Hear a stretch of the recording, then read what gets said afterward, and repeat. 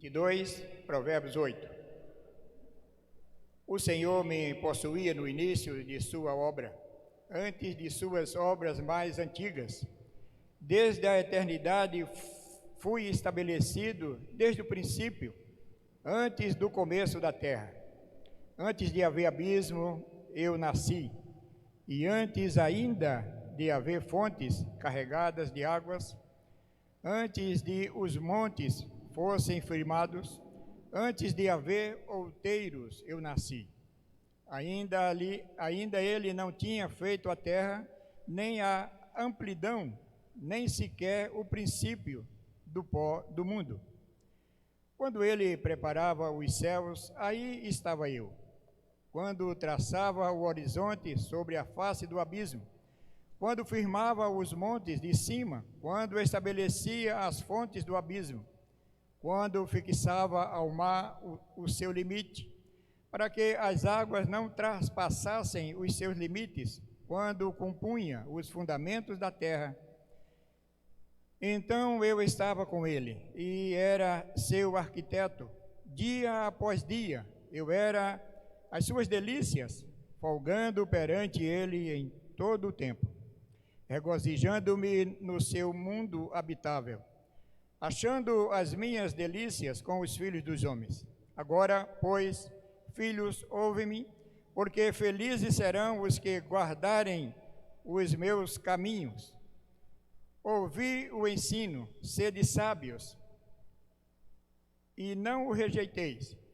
Feliz o homem que me dá ouvidos, velando dia a dia as minhas portas, esperando as ombreiras da minha entrada.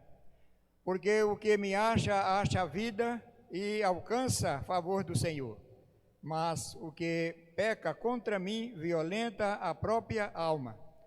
Todos os que me aborrecem amam a morte. Então, que nosso Deus nos ajude a cada dia a entender melhor a sua palavra, e vamos então orar ao nosso Deus nesse instante. Nosso Deus, nosso Pai Celestial, graças te rendemos, meu Deus, nesta hora tão abençoada, onde nós estamos reunidos em o Teu nome, para mais uma vez aprender mais uma grande lição da Sua santa e divina palavra. Meu Deus, nós te agradecemos por estas chuvas maravilhosas que Tu tens mandado, Senhor, para todo o Teu povo, para toda a nação, para todo este mundo. Nós te agradecemos, meu Deus, pelo alimento de cada dia que Tu tem colocado em nossas mesas. Nós te agradecemos, meu Deus, pelos cuidados que Tu tens com o Teu povo.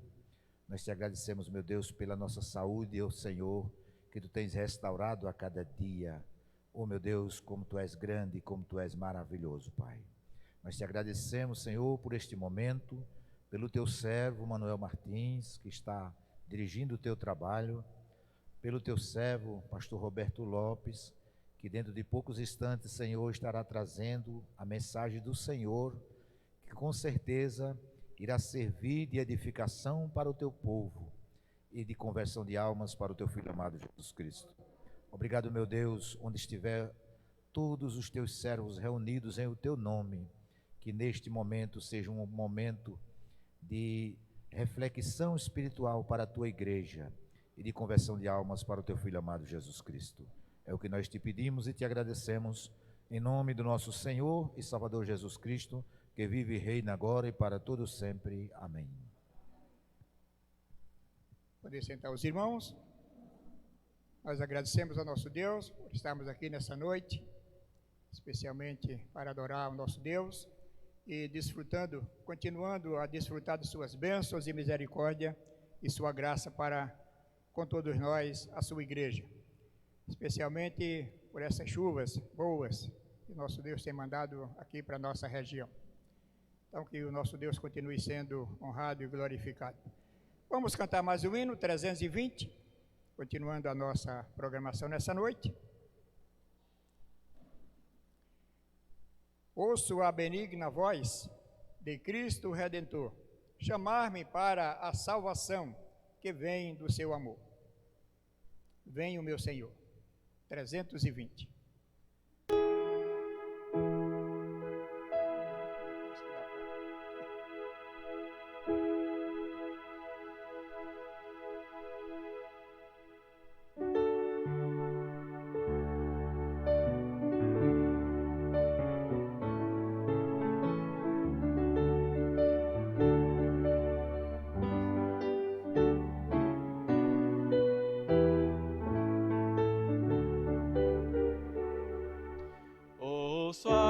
a benigna voz de Cristo Redentor, chama-me para a salvação que vem do seu amor. Venho, meu Senhor, venho como estou, bem nenhum mereço aqui, mas Deus me convidou. Nas trevas eu dormi, porém com Cristo a luz, e pelo seu insigne amor a glória me conduz. Venho, meu Senhor, venho como estou, bem nenhum mereço aqui, mas Deus me convidou. Sou débil pecador, indigno e sem saber, mas Cristo a mim pureza dá e seu amor poder. Venho, meu Senhor, venho como estou, bem nenhum mereço aqui, mas Deus me convidou. Louvores cantarei, eterna gratidão, Jesus a mim tão pecador, concede seu coração. Venho, meu Senhor, venho como estou, bem nenhum mereço aqui, mas Deus me convidou. Muito bem, após esses momentos de leitura, oração, louvores ao nosso Deus, vamos continuar com nosso coração firme, concentrados, para que agora possamos receber a palavra de Deus, aquilo que Deus preparou ao seu servo, pastor Roberto, que certamente edificará a sua igreja com as instruções nessa noite. Com ele a oportunidade.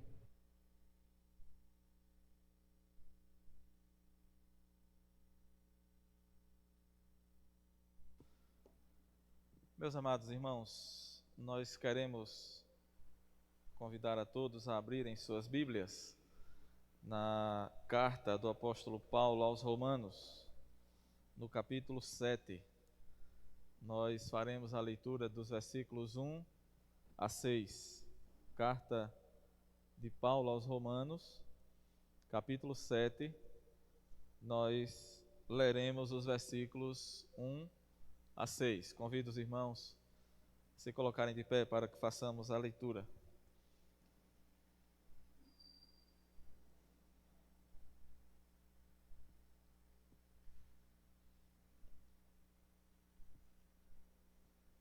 Carta de Paulo aos Romanos, capítulo 7, versículo 1, que diz assim: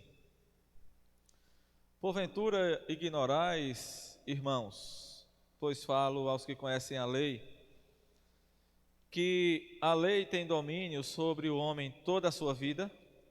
Ora, a mulher casada está ligada pela lei ao marido, enquanto ele vive. Mas se o mesmo morrer, desobrigada ficará da lei conjugal, de sorte que será considerada adúltera se, vivendo ainda o marido, unir-se com outro homem. Porém, se morrer o marido, estará livre da lei e não será adúltera se contrair novas núpcias. Assim, meus irmãos, também vós morrestes relativamente à lei, por meio do corpo de Cristo, para pertencerdes a outro, a saber, aquele que ressuscitou dentre os mortos, a fim de que frutifiquemos para Deus. Porque quando vivíamos segundo a carne, As paixões pecaminosas postas em realce pela lei operavam em nossos membros, a fim de frutificarem para a morte. Agora, porém, libertados da lei, estamos mortos para aquilo a que estávamos sujeitos, de modo que servimos em novidade de espírito e não na caducidade da letra. Que Deus aplique sua palavra em nossos corações. Vamos orar. Santo Deus, nosso Pai, mais uma vez, Senhor, nós te louvamos, ó Deus, por essa noite, por essa oportunidade de estarmos juntos aqui na tua casa. Obrigado, Senhor, pela tua igreja que nesta noite se ajunta aqui para adorar o teu nome, para aprender a tua palavra. Nós te rogamos, ó Deus, também por aqueles que estão acompanhando essa transmissão, que o Senhor esteja esclarecendo as mentes, trabalhando nos corações de cada um, os que estão aqui e também os que nos assistem. Ó Deus, tem misericórdia dos doentes, os que não podem estar conosco. Tu sabes, ó Deus, as necessidades de cada um dos teus servos.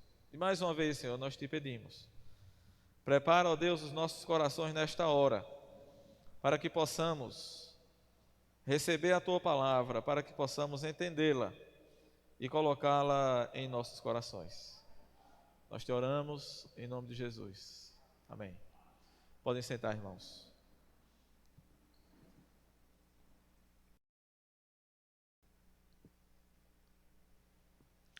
Irmãos, nós estamos trabalhando ainda o mesmo assunto. Estamos trabalhando os fundamentos da fé. Nós iniciamos falando sobre Deus. Falamos também sobre o homem. Na última oportunidade que tivemos, nós tratamos a respeito da formação do homem, da estrutura do homem e da pecaminosidade do homem.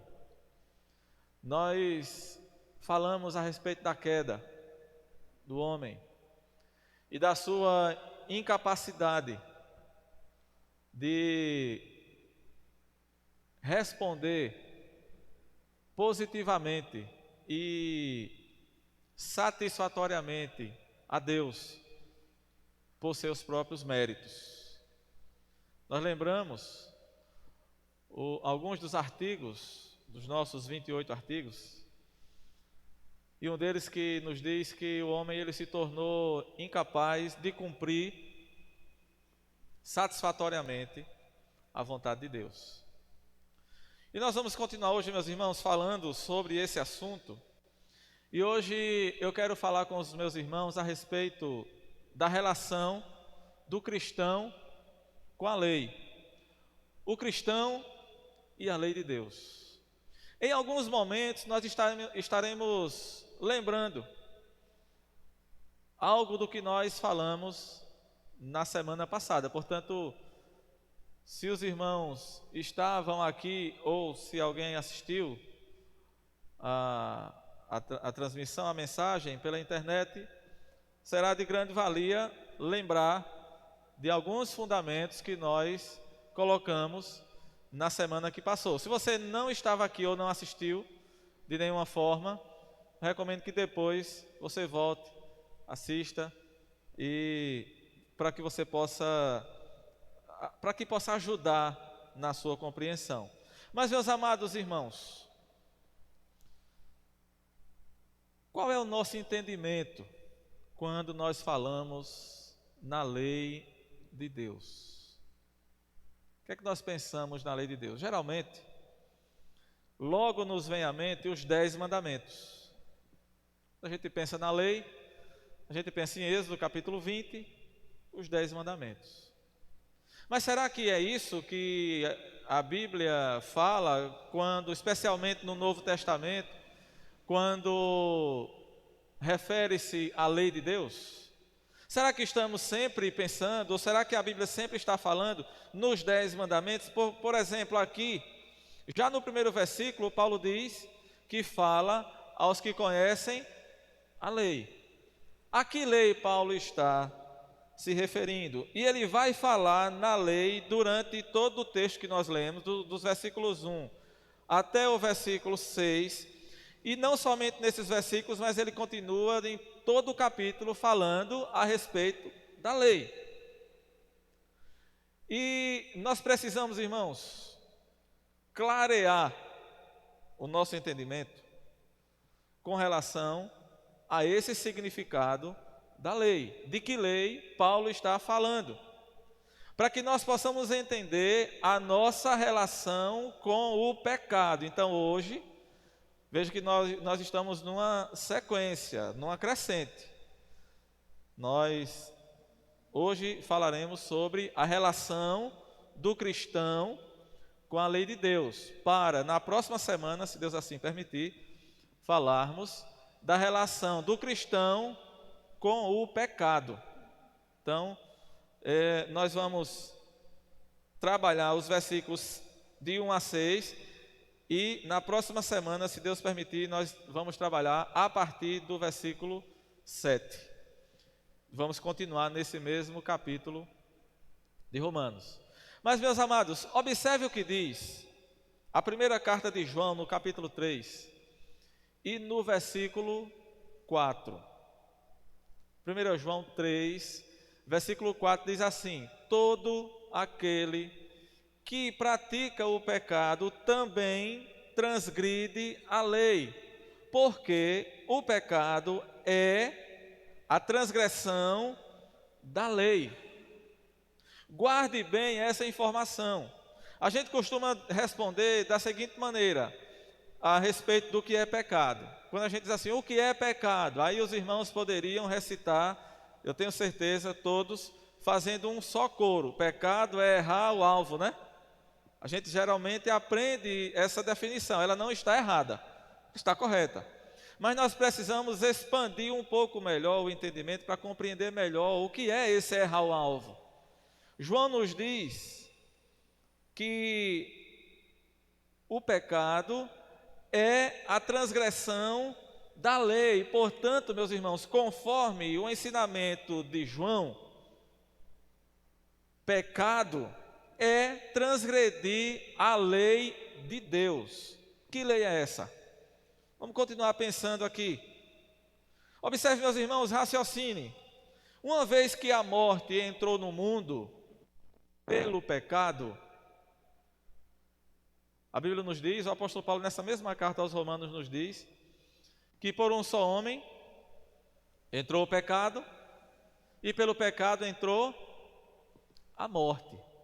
Uma vez que a morte entrou no mundo pelo pecado, e desde o pecado de Adão e Eva, todos passaram a morrer, por isso Paulo diz que o salário do pecado é a morte, e a maior prova de que todos são pecadores é essa, que todos morrem, não tem ninguém que seja imortal, todos morrem como consequência do pecado, como pagamento, o salário do pecado. Agora observe, meus amados irmãos, como surgiu o pecado sem que houvesse lei.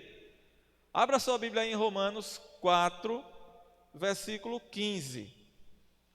Romanos capítulo 4, versículo 15. Diz assim: porque a lei suscita a ira, mas onde não há lei, também não há o quê?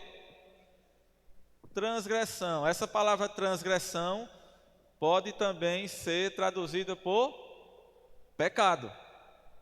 Então Paulo está dizendo no capítulo 4 de Romanos, no versículo 15, que onde não há lei, não há pecado. Os irmãos lembram, devem estar lembrados que no último estudo nós falamos que Adão e Eva já tinham uma lei para cumprir. Deus disse a Adão uma ordem, Deus deu a Adão uma ordem, ele disse o quê? Você pode comer de todo o fruto do jardim, menos de um. Aquilo era uma lei. Aquilo era uma lei.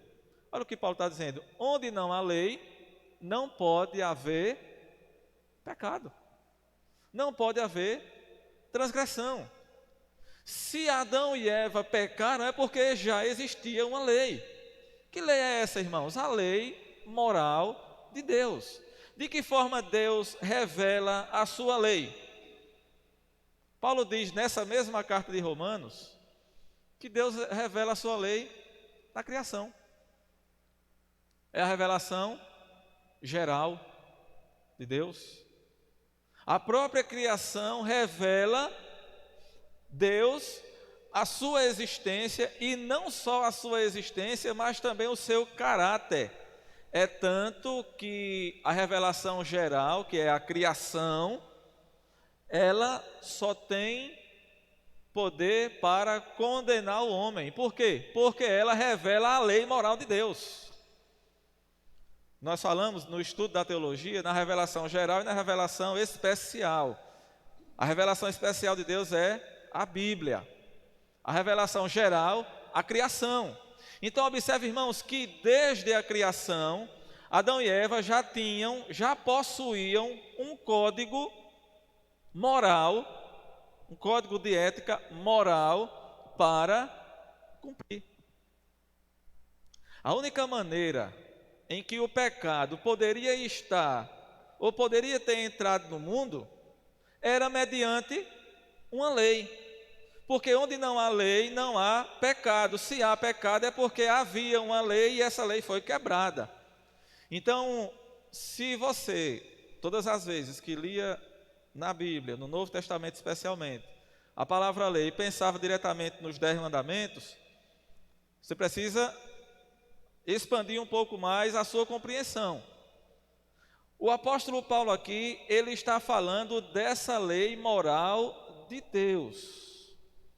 Observe que a lei de Moisés, ela veio existir muito depois do pecado de Adão e Eva.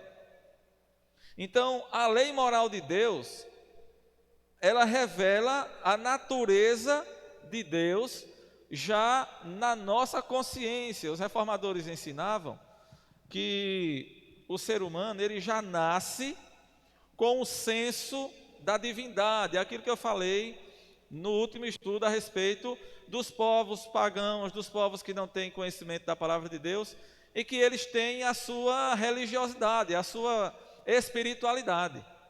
O ser humano, ele já nasce com essa espiritualidade. Portanto, meus irmãos, desde o início, a lei de Deus, ela já teve o domínio sobre o homem, desde o princípio.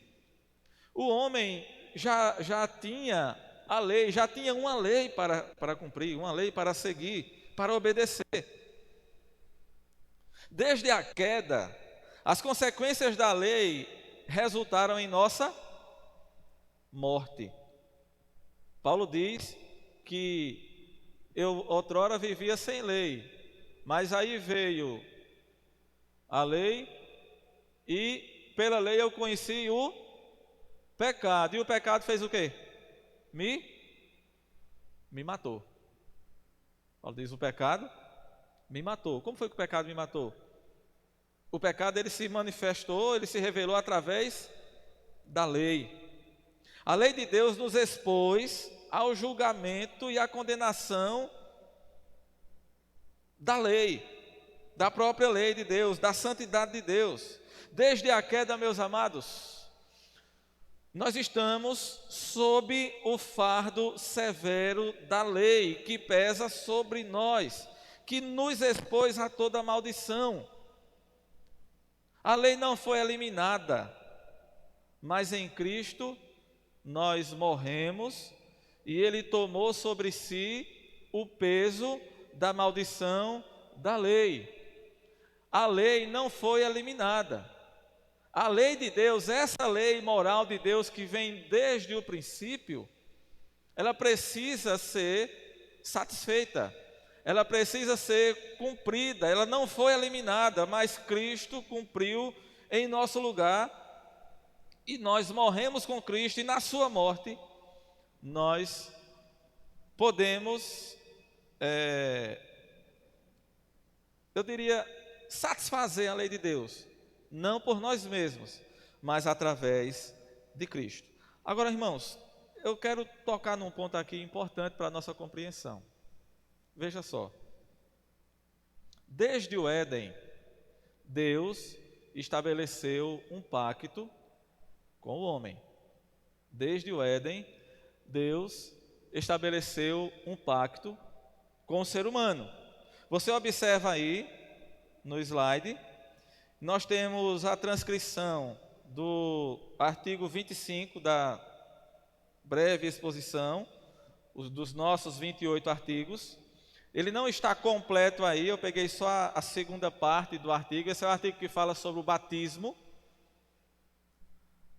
E ele termina o artigo dizendo que, pela recepção do batismo com água, a pessoa declara que aceita os termos do pacto, em que Deus assegura as bênçãos da salvação. Então, pelo batismo, pela recepção do batismo, a pessoa que está sendo batizada, ela declara que aceita os termos desse pacto que Deus firmou com o homem. E nós precisamos aqui, irmãos, entender o significado desse pacto. O que é isso? O que significa isso? Porque nós somos aceitos por Deus mediante as bênçãos da salvação de Deus que Ele estabeleceu através desse pacto. O que é um pacto? Um pacto é um contrato, um acordo, um combinado. É um pacto. Ou, em outras palavras, uma aliança. O casamento é um pacto. Por que é que a gente usa esse anel aqui e a gente chama ele de aliança, né? Isso aqui é um anel. Aí você diz assim, eu estou sem aliança, eu vou comprar uma aliança nova. Na hora do casamento, onde estão as alianças? Não é? Na verdade é um anel isso aqui, né? É um anel, mas ele representa o quê? Uma aliança. Ele representa um pacto. E qual é a figura que nós vamos entrar nela daqui a pouco? Eu estou demorando um pouquinho aqui antes de entrar no texto, para a gente estabelecer os princípios, mas nós vamos entrar daqui a pouco no texto. Qual é a figura que Paulo faz aqui? Que Paulo usa no texto que nós lemos? A figura de quê? De um? O que, irmãos? Casamento. Um pacto. Então Deus, Ele firmou pactos com o ser humano. Os irmãos estão lembrados do que nós falamos no último estudo? O ser humano, no caso Adão e Eva, eles no Éden, antes do pecado, qual era a condição deles com relação ao pecado? Posso pecar e posso não pecar. Adão e Eva tiveram essa condição. Eu e você não temos. Qual é a nossa condição, irmãos? Alguém lembra? Não posso não pecar. É importante entender isso. Ajuda muito na compreensão da salvação. A condição, revisando o que a gente viu na última semana, a condição de Adão e Eva no Éden era o quê? Posso pecar. Se eu quiser pecar, eu posso pecar. Mas eu também posso não pecar. Nesse aspecto, Adão e Eva tinham total autonomia, total liberdade de escolher pecar e escolher não pecar. A isso, meus irmãos, é dado o nome de pacto de obras. Pode passar o próximo. Pacto de obras. Por que pacto de obras? Porque lá, no Éden, para Adão e Eva, o pacto entre Deus e o homem era regido pela obra, pelas obras. Que obra? A obediência. Enquanto Adão mantivesse a obediência ao que Deus tinha ordenado a ele, o pacto estava mantido. Voltando para a analogia do casamento. Biblicamente falando, qual é a condição para o divórcio? Adultério. O adultério é o quê? É o quê? O adultério? Uma quebra do pacto. Quando a gente casa, a gente firma um pacto de fidelidade ao cônjuge. Aí você casou e depois você percebeu que a mulher, todo dia quando se acorda, o cabelo está muito, esvoaçado. É motivo para divórcio? É lícito o divórcio? Não, por quê? Porque não houve quebra do pacto. Não houve quebra do pacto. Agora, houve um adultério. Quebrou o pacto. Então, irmãos, enquanto as duas partes do pacto mantêm a fidelidade, o pacto está firme. A partir do momento que uma das partes quebra a sua fidelidade ao pacto, o que é que acontece? O elo é quebrado. O pacto é desfeito. O que foi que aconteceu na queda? O pacto de obras, ele foi quebrado. É por isso que Paulo vai gastar muita tinta da sua pena, principalmente aqui nessa carta aos Romanos, para dizer que para nos ensinar que nós não estamos mais debaixo das obras, não estamos mais debaixo da lei, que nossa salvação não é pelas obras. O que foi que Deus fez então, depois que o pacto de obras foi quebrado? Deus então firmou um novo pacto. Qual é o pacto que Deus firmou com o homem? O pacto da graça.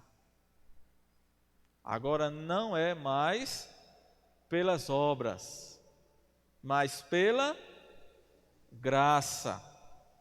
E nesse capítulo 7, irmãos, Paulo explica que o cristão se torna morto para a lei. Aqui o apóstolo Paulo trata do propósito da lei de Deus. Paulo está tratando aqui do propósito da lei. Qual é o lugar da lei na vida do cristão? Ela é a causa do pecado? A lei é a causa do pecado? A lei é a causa da morte? Foi a lei que causou a morte? É a lei que nos faz pecar? Não. Nem é a lei a causadora da morte, nem é a lei que nos faz pecar. Observe no mesmo capítulo aí, fica com sua Bíblia aberta nesse capítulo 7 de Romanos, versículo 12, o que é que Paulo diz a respeito da lei? A lei é o quê? É santa, o mandamento é santo e justo e bom. A lei de Deus, ela proíbe o pecado, ela prescreve a justiça e ainda protege o ser humano contra a transgressão. Se você observar aí no Salmo 119 e no versículo 165, o salmista diz assim: grande paz tem os que amam a tua lei. Se a lei é uma coisa tão ruim, ou se ela fosse uma coisa tão ruim, como é que o salmista está dizendo um negócio desse aqui? Grande paz tem os que amam a tua lei, e para eles não há tropeço. A lei é boa, a lei é santa, o mandamento de Deus para nós é justo, é bom. Para aqueles que guardam a lei de Deus não há, aqueles que amam e guardam a lei de Deus, diz aqui o salmista, não há tropeço. E Davi ainda diz no Salmo 19, no versículo 7, a lei do Senhor é perfeita. Davi diz que a lei do Senhor é perfeita, Salmo 19, versículo 7, e restaura a alma. Então, irmãos, observe, mas o que é que Paulo então quer nos ensinar? O que está em foco aqui, irmãos, no ensinamento de Paulo nesse capítulo 7 de Romanos, é o conceito errado de que pela conformidade de um código de leis é possível agradar a Deus por mérito próprio. O que Paulo está mostrando aqui, os irmãos lembram do que nós colocamos ali, ó, pacto de obras e pacto da graça.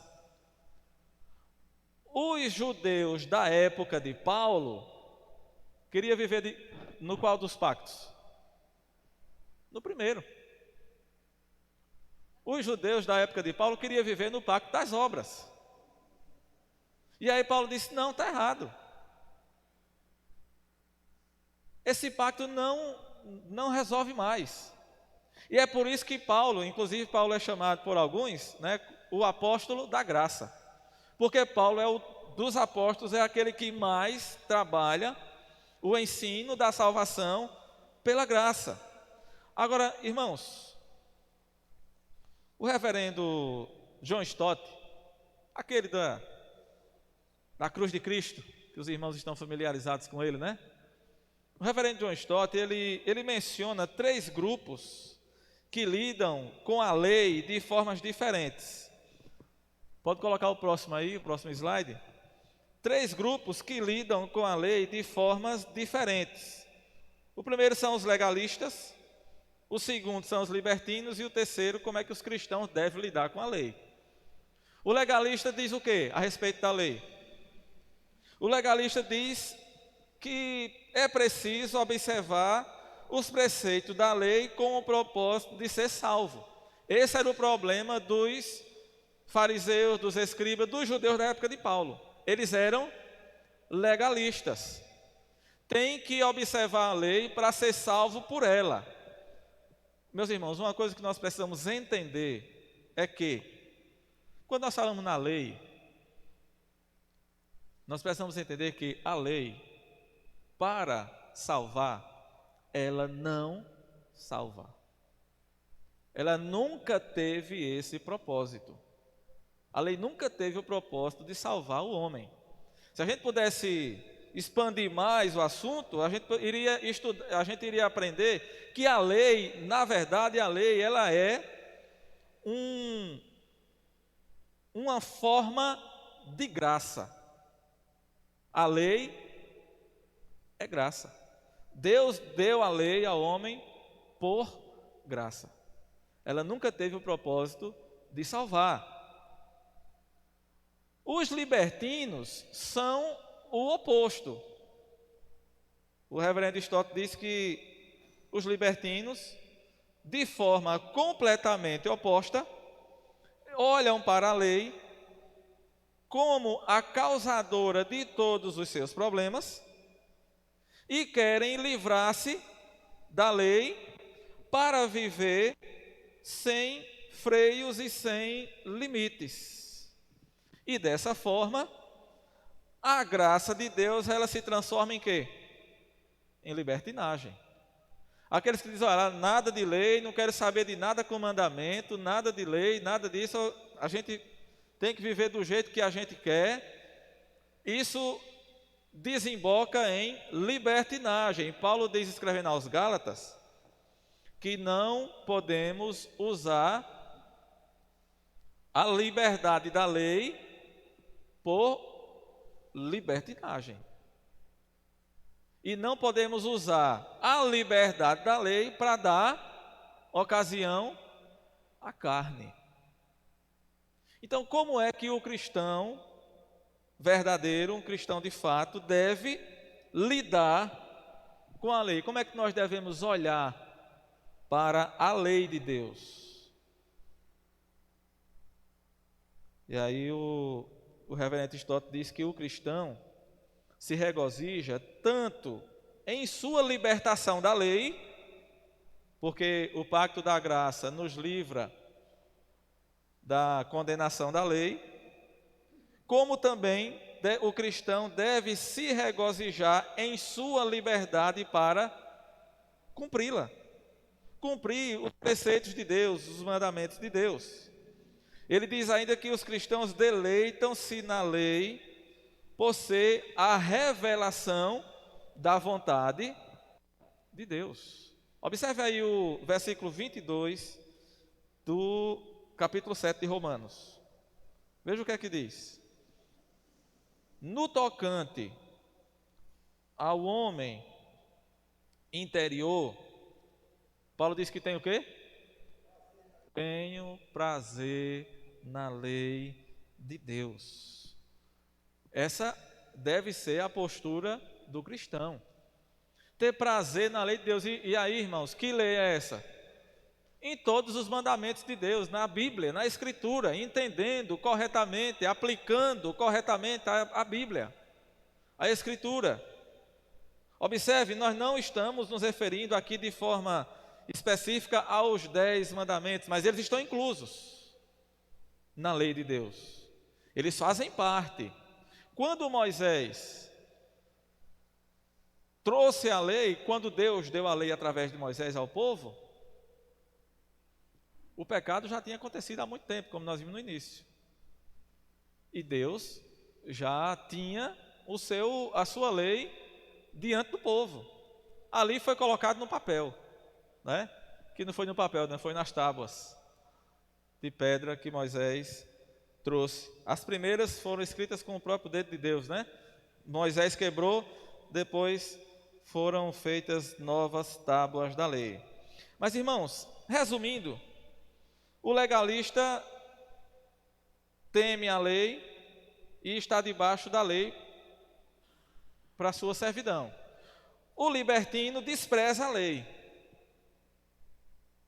e lança fora a lei. O cristão tem que fazer o quê? Como diz Paulo aqui, prazer na lei de Deus. Amor à lei de Deus. O Salmo 119, né, o versículo 97. Quanto amo a tua lei, é o meu prazer todo o dia. Salmo 1, o irmão Josué está lembrando aqui, né, que o justo, o homem que não anda no caminho dos ímpios, o que é que ele tem? Prazer na lei de Deus e nela medita de dia e de noite. Agora, irmãos, o pecado vem em face da lei. E nós vamos aprender melhor essa questão na próxima semana. Mas o fato é que nós estamos presos. O ser humano, a humanidade, ele está presa no pecado. E aí nós vamos pensar, para a gente concluir, e observar rapidinho aqui essa analogia do casamento, a libertação da lei. Paulo nos oferece, primeiro, um princípio, no versículo 1 desse capítulo 7 de Romanos. Depois, ele nos dá uma ilustração, nos versículos 2 e 3, a ilustração do casamento. E, finalmente, ele nos apresenta uma aplicação, nos versículos 4 a 6. Nós vamos observar aqui esses 3 pontos para a gente concluir, esses 3 princípios para a gente terminar o nosso estudo nessa noite. Observe, irmãos, versículo 1. O primeiro princípio aqui que Paulo nos mostra é o domínio da lei. Veja o que ele diz: porventura ignorais, irmãos, pois falo aos que conhecem a lei, que a lei tem domínio sobre o homem toda a sua vida. Paulo está dizendo, olha, Paulo não está colocando uma dúvida, será que é, será que não é? Paulo está afirmando, é uma pergunta retórica que Paulo faz aqui. E Paulo diz, eu estou falando a vocês que conhecem a lei.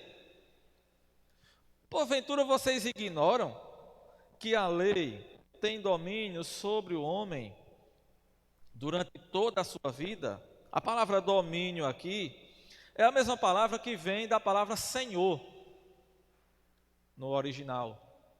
Ou seja, Paulo está dizendo assim, em outras palavras, vocês ignoram que a lei é Senhor, ou Senhora, né? Do homem durante toda a vida? A lei domina durante toda a vida. Por quê? Por causa do pecado. Por causa do pecado, a lei ela passa a ter domínio na vida do ser humano. Essa autoridade, diz o apóstolo Paulo aqui na sua analogia, ela está limitada à duração da nossa vida. Enquanto tem vida, prevalece o domínio da lei. Apenas a morte pode interromper o domínio da lei sobre nós. É importante você firmar esse fundamento aí. A lei, ela tem domínio enquanto tem vida ou durante a vida, e apenas a morte pode nos libertar do domínio da lei. Agora acompanhe aqui o raciocínio. Se a morte sobrevém sobre nós, os relacionamentos estabelecidos e protegidos pela lei, eles são terminados. Pegando a analogia do casamento, a gente vai entrar nela de forma específica daqui a pouquinho, mas já adiantando. Quando é que os cônjuges se libertam? Ou quando é que encerra as obrigações do cônjuge dentro daquele pacto? Vamos pensar num casamento perfeito, que não há a quebra do pacto, que não há o adultério. Quando é que termina as obrigações? Quando morre. Na morte. Morreu, o outro está livre. Enquanto vive, está ligado. Em outras palavras, está preso, né? Um ao outro.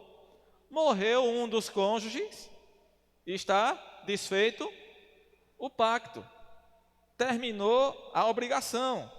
A lei é válida para quem vive. A lei não tem poder sobre um morto. Isso é um princípio universal e aceito, né, de forma universal.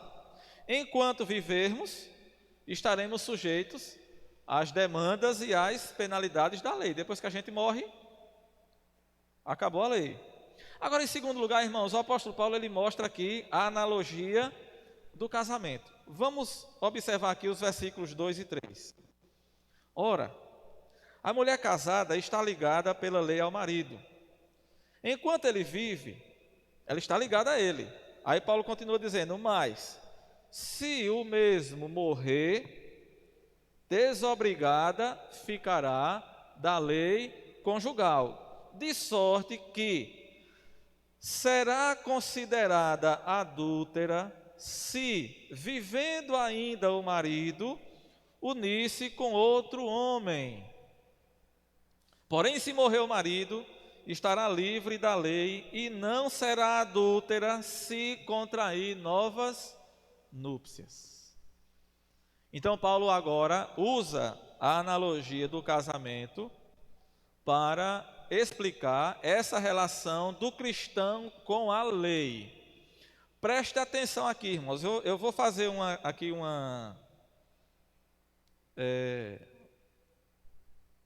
vou criar uma história. Na verdade, não é criação minha, né?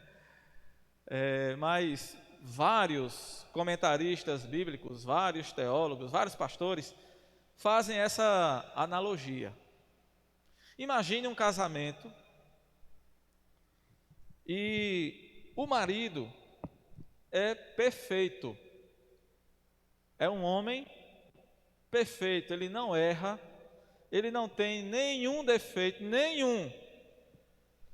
Ele não deixa a toalha molhada na cama, ele não deixa a meia na sala, espalhada, né, jogada para um lado e para o outro. Ele é um marido, é um homem perfeito, mas não somente, as irmãs estão tudo alegres aí, né? Mas esse homem, além de ser o homem perfeito, o homem que não erra, ele também é muito exigente. Não tem quem aguente ele. Quando ele chega, ele já vai passando o dedo nos móveis da casa, né? E se tiver um pozinho que seja, a mulher vai sofrer as consequências. O mínimo detalhe que a mulher falha, ele cai matando em cima. E a coitada da mulher não tem como escapar. E para piorar a situação, a mulher é toda desmantelada. Não faz nada direito. Não faz nada que preste. E o marido, por ele ser perfeito e muito exigente, casado com uma mulher toda desmantelada, que não faz nada direito, os irmãos imaginam como é esse casamento? Alguém queria? Só ninguém diga que lá em casa é assim, por favor, não diga não, viu? Mas irmãos, o pior de tudo é que essa mulher, ela está doida para se ver livre do marido. Mas qual é o problema?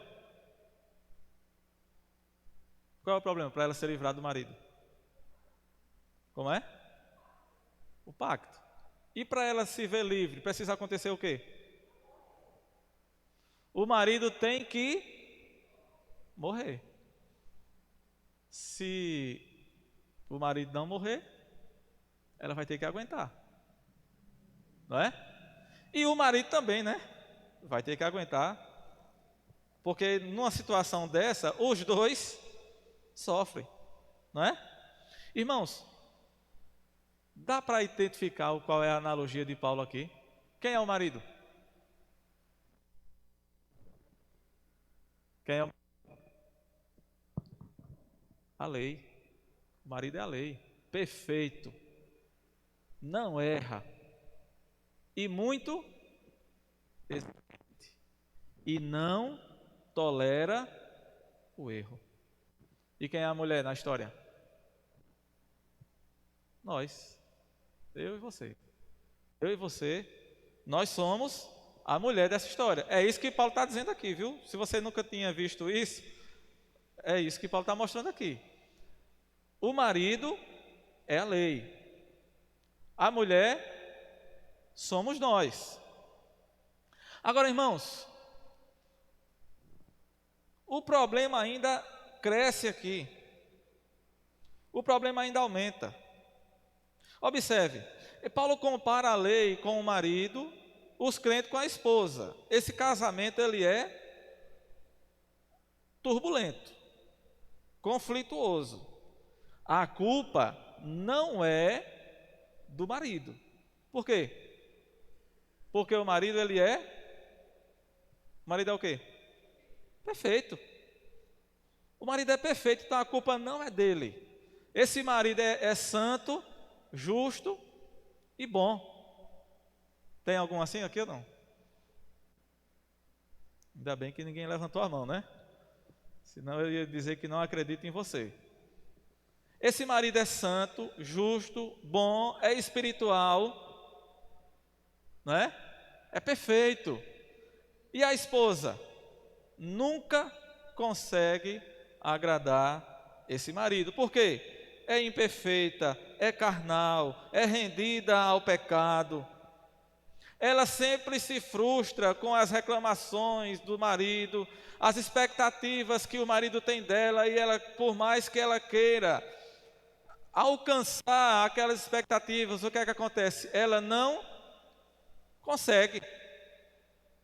Ela não consegue. Por mais que ela tente, ela não consegue. Por quê, irmãos? Por que é que ela não consegue? Porque ela agora não pode mais não pecar, não é? Aquele princípio lá, não posso não pecar. Ela não consegue cumprir, atingir as expectativas do marido. E para piorar a situação, ela não pode se divorciar do marido. Por quê? Porque a lei não deixa. Ela está viva, o marido está vivo, não pode se divorciar do marido. O contrato é claro, a lei prende essa mulher ao marido enquanto ele viver, está no versículo 2. A mulher está ligada pela lei ao marido enquanto ele vive. Só a morte do marido é quem pode libertar essa mulher desse jugo, não é? Só se o marido morrer. Então ela está torcendo, ela está doida que o marido morra, né? Para ela se ver livre de toda essa situação. Mas não se esqueça, quem é o marido? É a lei. Quem é a mulher? Somos nós. Na metáfora de Paulo, a morte não apenas encerra o relacionamento, mas ela abre o caminho legal para que essa mulher ela entre em outra união. Ela pode fazer outro pacto. Qual é a mulher que não queria, né? Uma situação dessa. Imagina, a mulher com um marido desse, doida que ele morra para ela poder casar com outro. Vai que ela já está até de olho no outro, né? Está esperando a morte dele para ela poder casar com outro. Só que o pior de tudo, irmãos, é que na metáfora de Paulo, quem morre é a mulher, não é o marido. Quem morre é ela, não é? Ele diz aqui, se vivendo o marido unir-se com outro homem, ela é considerada adúltera. Está no versículo 3. Se o marido morrer, ela está livre para casar com outro. Não será considerada adúltera. Assim, meus irmãos, versículo 4, também vós morrestes. Quem foi que morreu? A mulher. A mulher não somos nós? O marido é a lei. A lei não morreu. A lei não se acabou. A lei de Deus, irmãos, ela permanece. Ela não morreu. Quem morreu foi a mulher. Quem morreu fomos nós. Nessa metáfora, irmãos, é importante entender que enquanto a lei nos governa, não há a menor possibilidade de sermos libertos da escravidão ao pecado. Por quê? Porque o pecado só existe onde existe a lei. A lei aponta o pecado, não é? Se não tem lei, não tem pecado. É como, por exemplo, imagine aí na rua aqui, tem uma placa dizendo que o limite máximo de velocidade é 40 km por hora. Quem passar a 120 por hora, está fazendo o quê? Está cometendo o quê? Uma infração, não é? Está infringindo a lei. Se passar a 60 por hora, continua infringindo a lei. Se passar a 50 por hora, está infringindo a lei. Agora, se não tem placa nenhuma, não existe placa, não tem orientação, não tem nada, ele pode passar na velocidade que ele quiser. E ele não estará infringindo lei nenhuma, porque não tem nenhuma placa, não é? Agora, irmãos, como é que a gente faz então para se libertar dessa lei? A lei não morre. Mas nós vimos no princípio lá que para que a lei perca a sua força, o que é que tem que acontecer?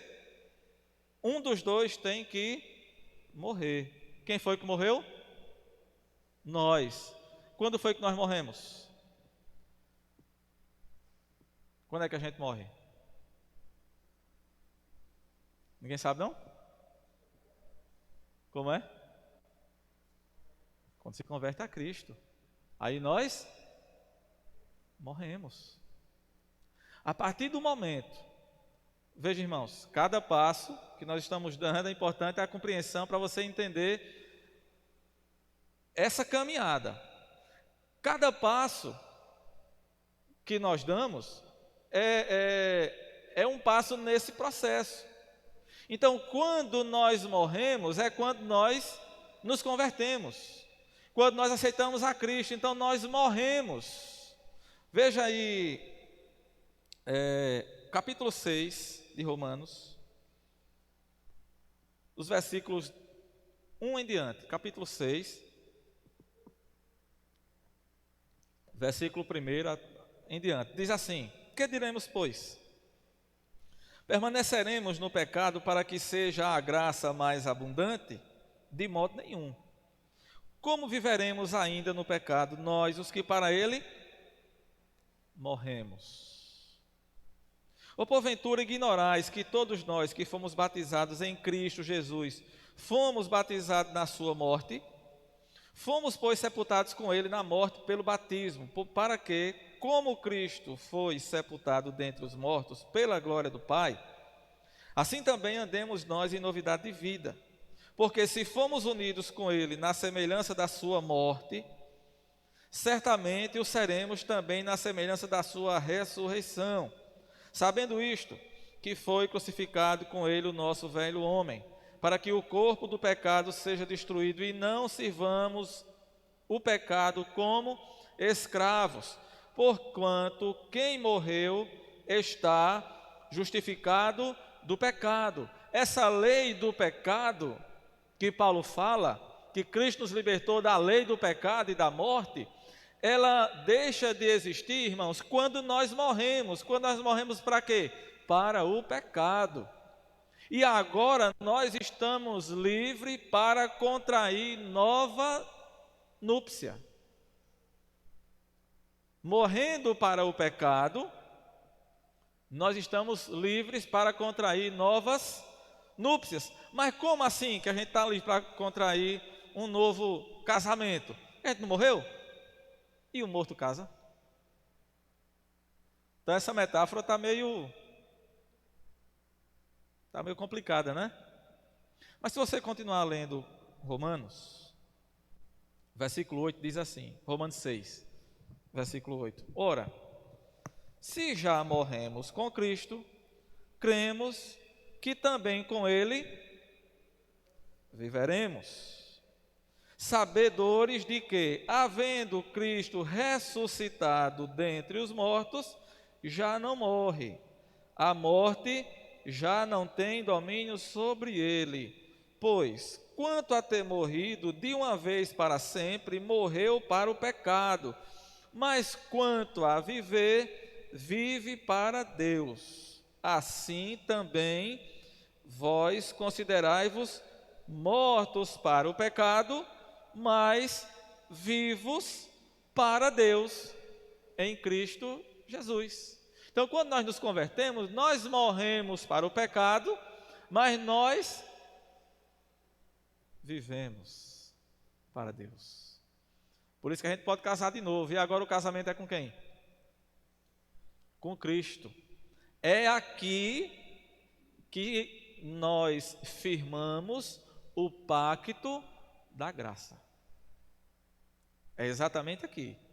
O pacto de obras, ele foi firmado lá no Éden com Adão e foi quebrado lá mesmo. E o pacto da graça? É o novo nascimento. É quando nós nascemos de novo. Nós morremos para o pecado e nos livramos da condenação do pacto de obras.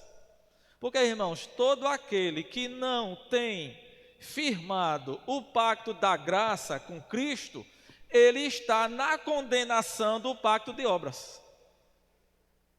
Isso está claro para os irmãos? Sim ou não? Quem não tem o pacto de graça com Cristo está sob a condenação do pacto de obras. Está lá, o velho Adão, que a Bíblia diz que todos nós temos, e nós. Por isso a gente precisa morrer para esse pacto, morrer para essa lei, e aí ressuscitar com Cristo para um novo pacto, uma nova aliança. Aí Jesus diz o quê? Sobre o seu sangue, este é o sangue da nova aliança. A nova aliança é o sangue de Cristo e é Ele que nos habilita para esse novo pacto. Portanto, essa nova relação matrimonial, ela agora não será mais desfeita pela morte, como aconteceu com a anterior. Por quê? Porque essa agora é para sempre, eterna. É uma aliança eterna. Essa agora vai culminar onde? Os irmãos lembram dos 3 passos que nós colocamos na semana passada, né? O primeiro foi no Éden, antes da queda. Posso pecar, posso não pecar. O segundo, depois da queda, não posso não pecar. Qual é o terceiro e último estágio, irmãos? Alguém lembra? É o da glorificação. Não posso mais pecar. Então esse pacto da graça, ele vai culminar, ele caminha, ele nos leva agora para esse último estágio, que é o da glorificação. Agora eu não posso mais pecar. E agora, meus amados, esse novo relacionamento, nessa nova vida, né? A mulher, aqui da metáfora de Paulo, no caso nós, o crente, ela frutifica para Deus. Uma vez que morremos com Cristo, nós fomos libertados da lei, agora nós podemos nos unir a Cristo, pertencer a Ele e frutificar para Deus. E terminando, meus amados, no versículo 5, ele diz assim, o 4 ele termina dizendo, né, que é para que frutifiquemos para Deus. Ele nos ressuscitou dentre os mortos para que frutifiquemos para Deus. E o versículo 5 diz, porque quando vivíamos segundo a carne, as paixões pecaminosas em nossos membros, a fim de frutificarem para a morte. As paixões pecaminosas, elas operavam pela lei em nossos membros. Acho que eu pulei uma palavra aqui, não foi? As paixões pecaminosas postas em realce pela lei operavam em nossos membros, a fim de frutificarem para a morte. Agora, porém, libertados da lei, estamos mortos para aquilo a que estávamos sujeitos, de modo que agora, aí é um acréscimo meu, né? De modo que agora nós servimos em novidade de espírito e não na caducidade da letra. O que é essa caducidade da letra? É o pacto velho, o pacto de obras. E aonde é que nós nos encontramos agora? Em novidade de espírito. Só precisamos ter cuidado, irmãos. O pacto é de graça, é pela graça. Nós não precisamos ser como os legalistas. O que é que os legalistas fazem? Eles querem viver pela lei, não passa nada, eu não dou desconto de nada, nenhuma vírgula. E é preciso ter muito cuidado, irmãos. Precisamos ter o cuidado com o legalismo. Nós estamos vivendo na graça. Cuidado com o legalismo.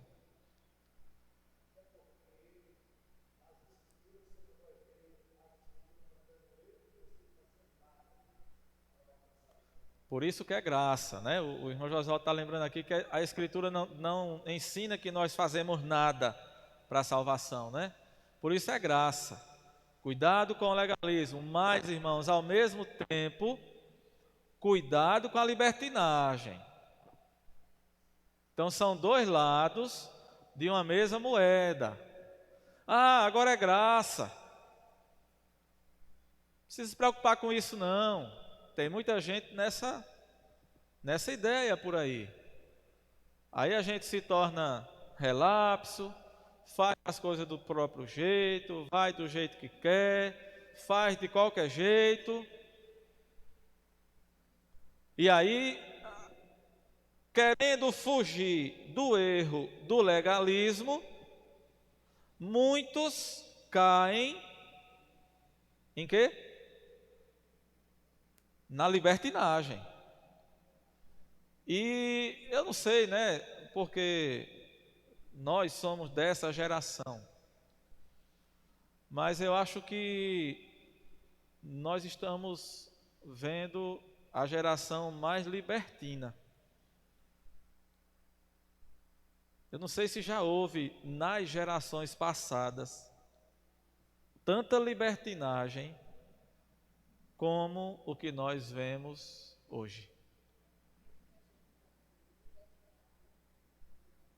Exatamente. Muita gente confunde a liberdade, e foi para a liberdade que Cristo nos libertou, mas nós não podemos aproveitar dessa liberdade para dar ocasião à carne e para dar ocasião à libertinagem.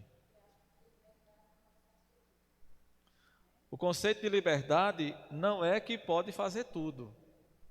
Vamos entender aqui só para a gente concluir, mas observe, irmãos. No primeiro casamento, nós vivíamos, pegando essa metáfora de Paulo aqui, viu? Desse casamento aí que ele fala. No primeiro casamento, nós vivíamos segundo a carne. Naquele tempo, a perfeição do nosso primeiro marido tornava em evidência ainda mais os nossos erros, porque o marido era muito exigente. Os frutos que produzimos nesse primeiro casamento foram fruto de quê? A Bíblia diz que eles eram fruto de morte. Porém, agora no segundo casamento, libertados ou libertos desse primeiro marido perfeccionista, nós morremos para aquilo que nós estávamos sujeitos. A força que nos move agora não é mais a caducidade da letra, mas é a novidade do Espírito. Mas é justamente aqui que nós, mais uma vez, alertamos: cuidado. Essa nova condição de vida não significa que estamos livres para fazer o que quisermos. Ao contrário. A libertação da lei não nos dá liberdade para pecar. Ela nos coloca em servidão. Somos agora servos de Cristo. Nós somos livres. Paulo diz que foi para a liberdade que Cristo nos libertou. Mas Ele nos libertou para quê? Para servir. E eu termino aqui lembrando aquele slogan antigo, né, que tinha na mocidade. Eu nunca mais vi, não sei se ainda usa. Não sei se os jovens de hoje lembram, né? Como era o slogan antigo da mocidade? Salvos para quê? Para servir.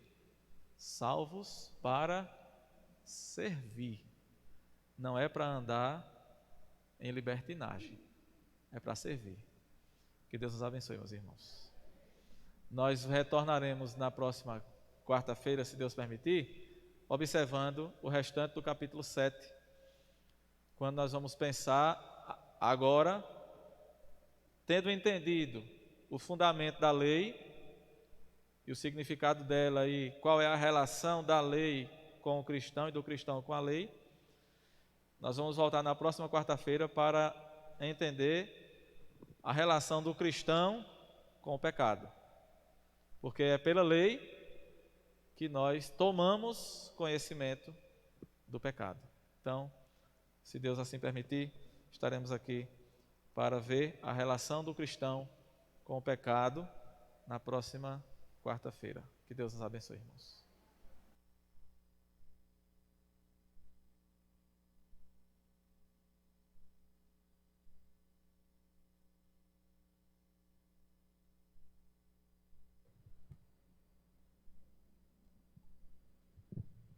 Graças a Deus pelo que ouvimos de sua palavra.